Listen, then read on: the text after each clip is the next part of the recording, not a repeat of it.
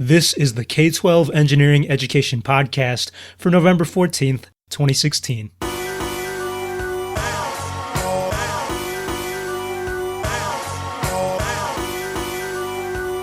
Hi everyone, I'm Pius. Today we hear from Mikala Streeter, principal and lead teacher for the Life School, an independent high school in Atlanta, Georgia. The philosophy of the Life School grew from Mikala's experience in computer science and education, starting at MIT and Stanford, and she's here on Skype to talk about all of that. As you'll hear, the Life School is distinctly different from the traditional high school.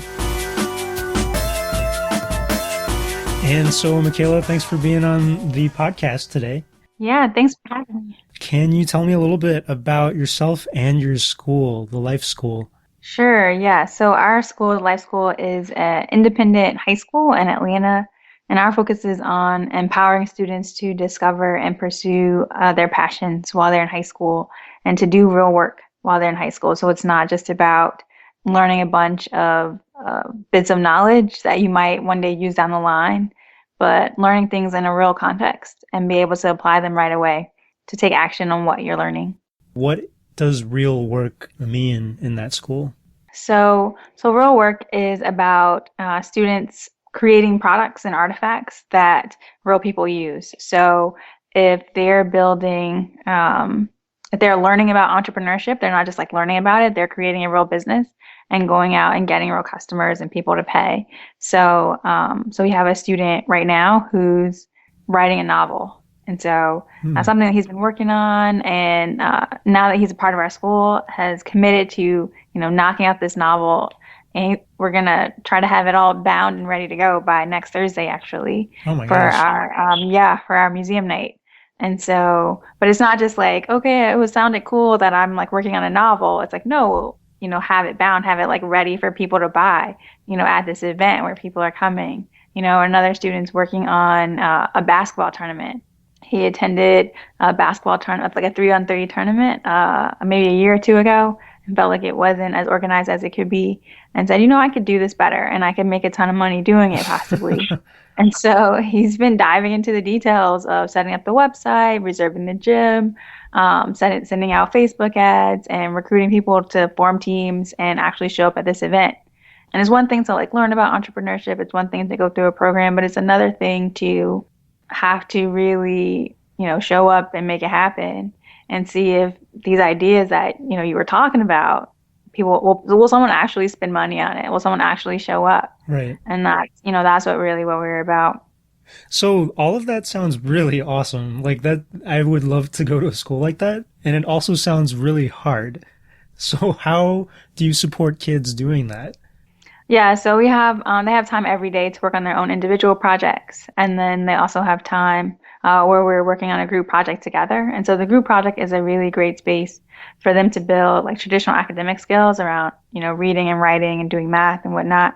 But for them to also build skills around like project management and things like setting up websites or having informational interviews with people and things like that. And so we look at their skills as far as like their personal, academic, and professional growth and try to integrate that into all the projects that they're working on. So there's a ton of like modeling and practicing and feedback. And then we've also are rapidly building a community of people who want to basically be coaches for students to say like, sure, I'll chat with them for 15 minutes about writing. I'm a writer, or I'm a journalist. We had someone come by for maybe like an hour or so actually one day and talk about like how he uses technology to address social issues, and so people who are doing this work all over the country are committing to be coaches for students. And so what's nice is that like our model is so interdisciplinary and flexible that, we don't need a full-time entrepreneurship coach or a full-time English coach or full-time whatever for like every little thing.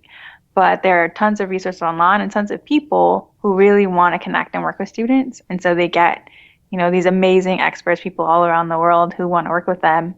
And you can cover a lot in a like 15-20 minute conversation or a couple emails back and forth and really clarify a lot or learn a lot about a new field. I have so many questions to ask, but I want to back up a bit. Could you tell us briefly what you do in the school?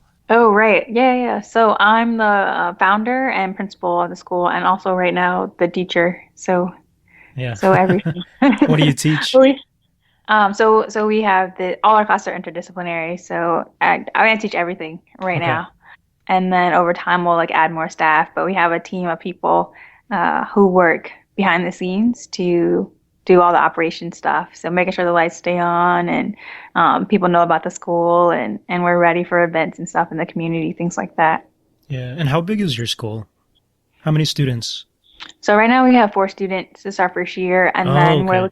looking to grow to about 20 or 25 students for next year. Yeah, because I was wondering, like, I was imagining, this class of 100 and you're giving them all this Oh gosh. individual attention. But okay, so it is hard, but because you have a smaller number of students right now, it seems like you can support them with what they want. Yeah, and it's especially in their individual projects, it's fairly low touch. So when students are working on their own individual projects in the afternoons, they're pretty zoomed in. Like I might spend some time with them at the beginning of the project to talk about like how you might start this or approach it. But for the most part, they're working independently or they're using online resources. Hmm. YouTube has so much, right? Or they're talking with experts that I've matched them with all over. So as we scale, we will need definitely more staff, but Right. that independent project time, even though the projects are pretty tough for students, they're picking something and we talk about something that's like in their zone of proximal development, something that's like that won't cause them to panic, but isn't too comfortable, something that's like a just right amount of stretch for their skills and ability. Hmm. So there's a ton of support baked in, but also a ton of reasonableness, in what they're doing and what they're working on. Yeah, so there are two questions I want to ask before I forget it. They're not directly related, but the first question is it sounds like your team is pretty critical. Like all those connections you've made are they're critical for helping your kids. How did you make those connections? And the second question is related to educational standards. How do you ensure that your kids are still learning all those basic things that kids across Georgia have to learn? Yeah, so a lot of the connections are people that I've met or people on our team have met or friends with. I mean, it's a pretty easy ask I found to say, hey, you're really great at this. I have a student who's super motivated to do the thing that you do. Can they pick your brain for 20 minutes? And that's something that everyone wants to be the expert at some point.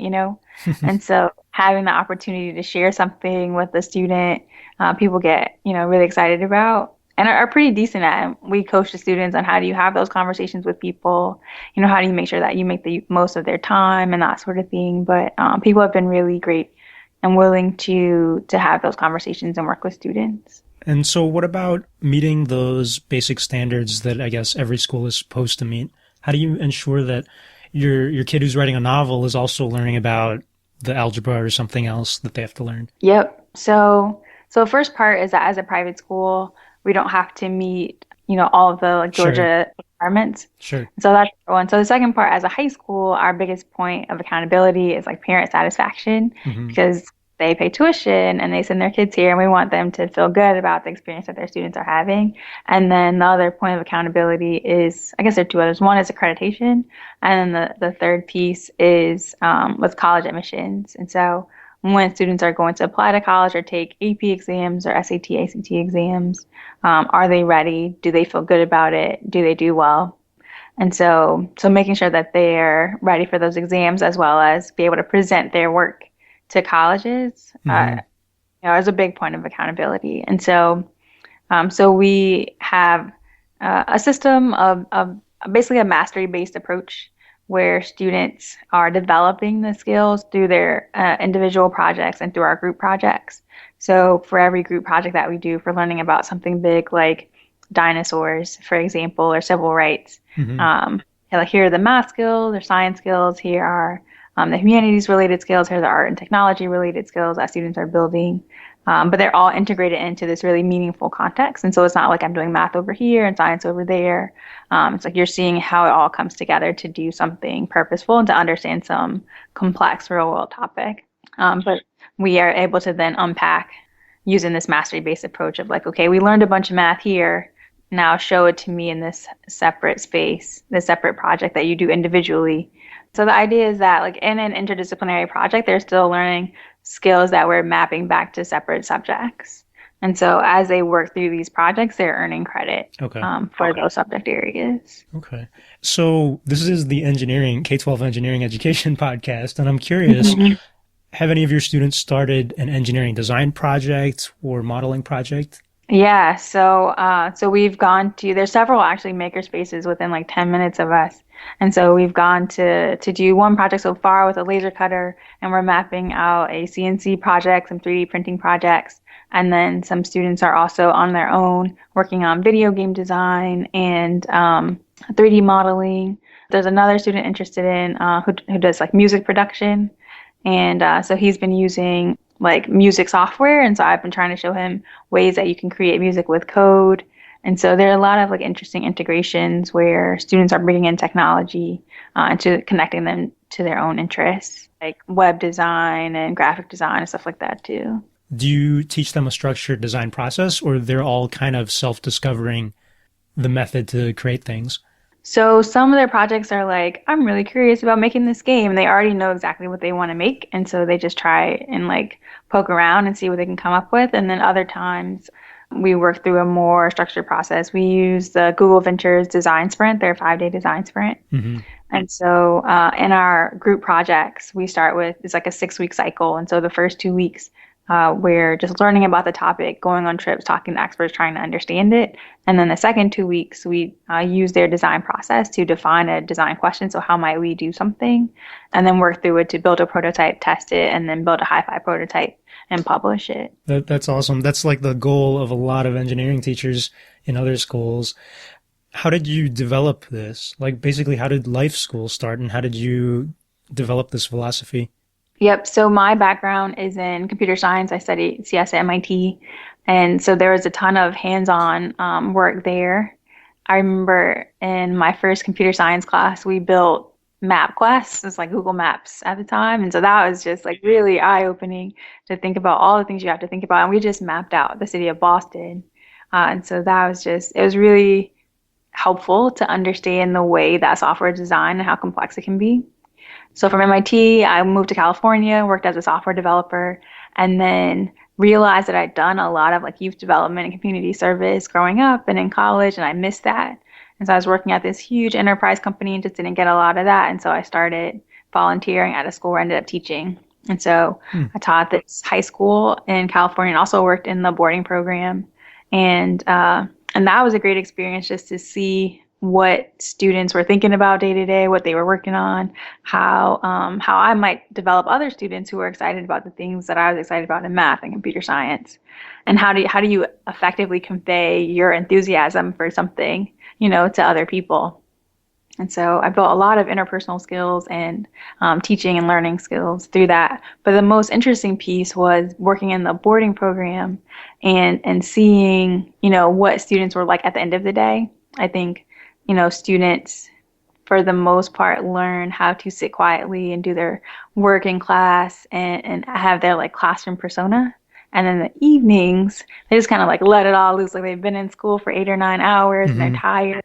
They still have more homework. And so I saw a lot of what they liked about school, but also what they were frustrated about.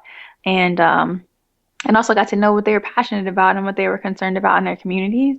And we would be having these really great conversations about something happening in the town where we were, or something happening in Oakland or another town, or a project they were really excited about, and then have to like cut it off, like just stop the conversation in the middle of something really compelling, and then go do homework or something else. And it was just like, well, we were learning, like we were having a really important conversation. Like, why did that have to stop, for something else that's not as engaging and felt more disconnected from the things that they were really passionate and excited about. And so I began thinking, like, what else could high school look like? So students are still prepared for college, but that their passions and interests and concerns for the world have more of a place in their learning and their school day. What you major in and what you major in college and the career that you choose to pursue comes from the things that you're interested in. And if you don't have a place to really explore those things, it's hard to know, what you would most enjoy doing for the rest of your life, possibly. So that's something that I really value, having that space to explore. That boarding experience sounds pretty pivotal. It was like a practice session in a way of what life school could be. Hmm. Is life school a boarding or residential school as well? No, so it's not residential school.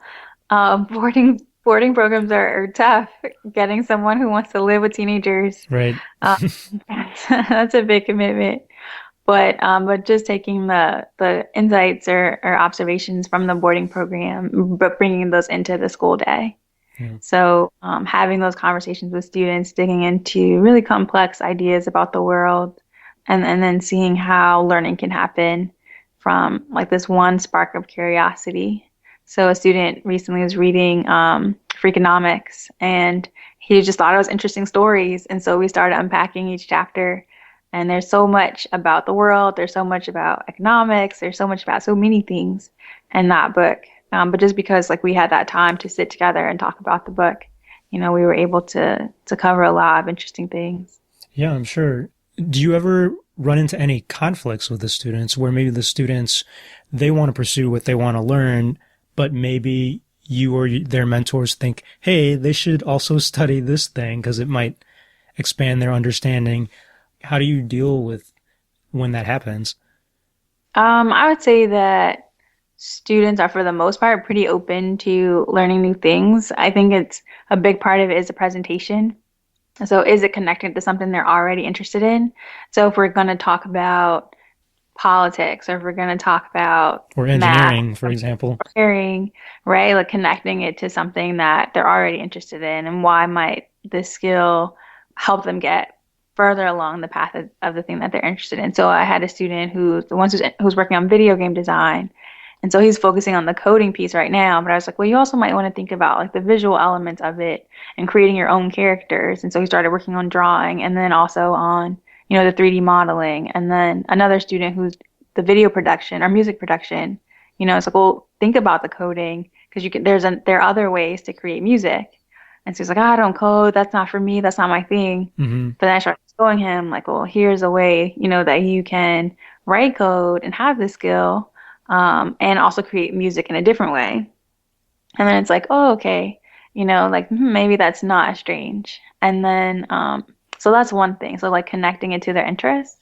And the second thing is we try to focus on authentic, more organic ways of learning. So if we were going to learn engineering, or we're going to learn history or something, we would use either something that's hands-on or some like video or book that was designed to be engaging. So as opposed to like a traditional classroom kind of material. So we would go to the makerspace and see all the makers making really cool things and say like, we're going to make something small just to like get your feet wet, and then see if you like it, even though this is like random and disconnected from other things you might be interested in. Or like, we're going to watch like this quick clip from this interesting documentary or television show that just introduces this idea of something that happened in the past or something that's happening right now in the world, and see if something about it like piques a question or piques a curiosity, because part of our culture, that at least that we're trying to really put into place, is about being curious. It's not just about like the things that you already know about. It's like, well, there are tons of other things happening in the world. Yeah. Tons of other things that you could be learning. So continue to learn, continue to ask questions, or start doing that, if that's not something that was already part of your practice. So every morning, we're building in like, every morning we check our email, every morning we update our goals, every morning we like check the news and see what's happening out there and talk about it, Yeah. So it's important, no matter what your kids are studying, it sounds like that you really have to know your kids and what they're exploring and what they might be interested in. And I keep thinking, wow, that must take some time. Can I ask, how much is tuition for a kid that's Sure. So we have a sliding scale from 8,000 to 16,000. So families can pick. So that's per year? Per year, exactly. Okay. Wow. And so you can find the resources to educate these kids in that way with just that much. I don't know. I guess I'm a little surprised because I know other, maybe because of the residential schools, they're a lot more expensive. Right. Residential school will certainly be closer to 50, Sure. but But so a private school would probably be like 20 to 30 right. And so that's traditionally. still less than I would have thought if you're going to give that much attention and do all this stuff. How do you manage to do that? Well, I think part of it is that we don't need like a person for every subject area. For me, and thinking about hiring and staffing going forward, to me, what's more interesting is what people call like Renaissance people. Hmm. People who know a lot about a lot of different things and can help students make those connections. So like a dancer who's also an engineer, or like a writer who loves art or history, like someone who can really make compelling connections for students across lots of different areas and show students what it's like to be curious and show students what it's like to have lots of different interests. There's some quote that's like you should build expertise in two completely different areas, and then where you really be able to do something interesting or do something creative is where these you find the connection point between these two disparate interests that you have, passions that you have. Someone who might be really great at helping students with their writing could also help them with math or help them understand historical ideas. And so we don't need a person for every topic. Yeah. Still finding that right person is really important Right. too. But I guess you rely on your connections. Right, exactly. And podcasts. Oh yeah, yeah, Um, of course. So if anyone's listening who's a great right, engineer and Renaissance person, they can contact you. exactly. Yeah, so that's part of it is that we don't need like a lot of staff. And also that we have a lot of different people who are volunteering to work with students part-time and in these like coaching roles to give expertise that like we can't have a world famous journalist or whatever here every day. But if that person's available somewhere else, and can Skype in, then that's a huge benefit for students without like taxing our budget too much.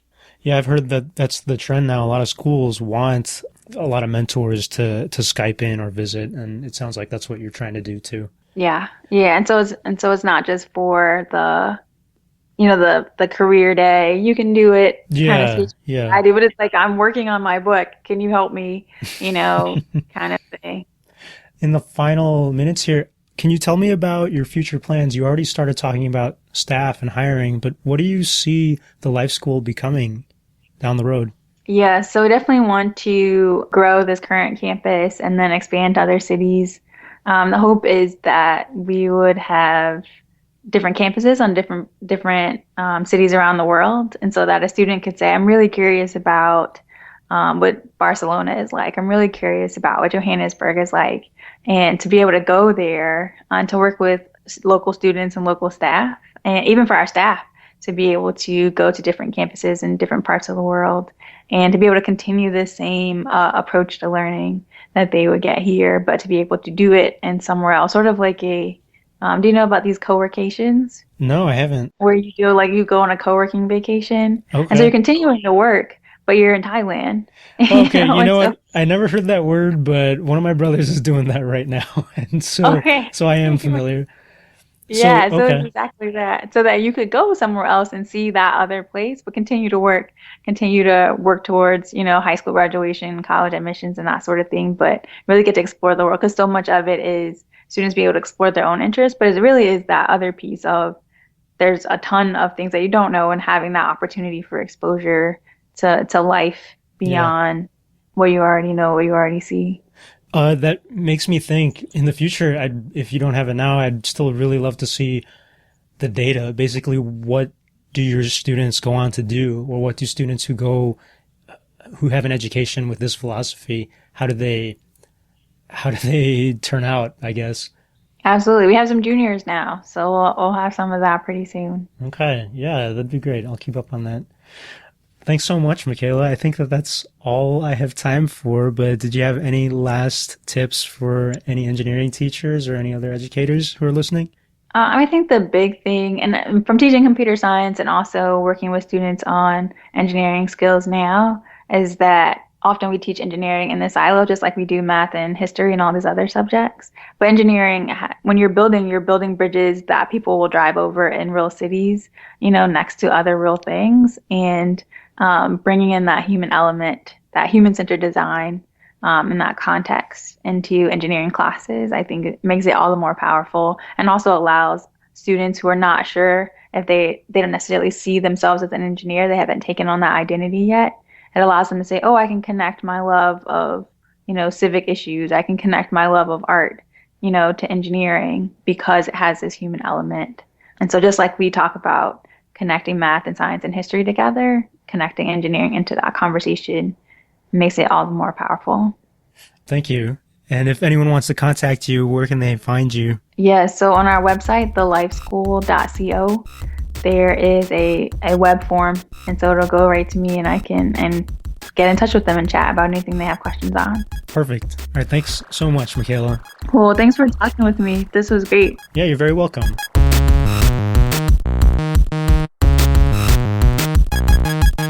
That was Mikala Streeter of the Life School.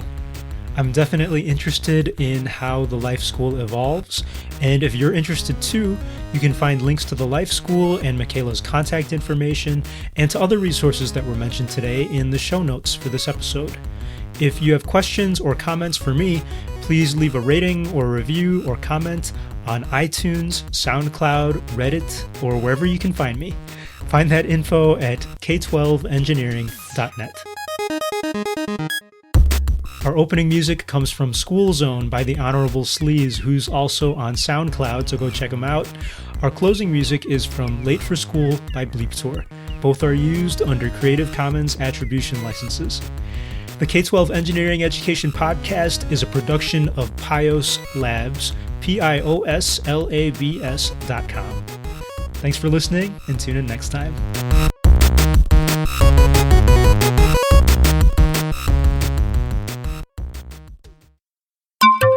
Just an update on South by Southwest in 2017. One of the workshops I'm presenting is at South by Southwest Interactive. That's the big festival about technology and games and all that good stuff. And fittingly, that workshop is called Improv and Art Games for Designers and Engineers.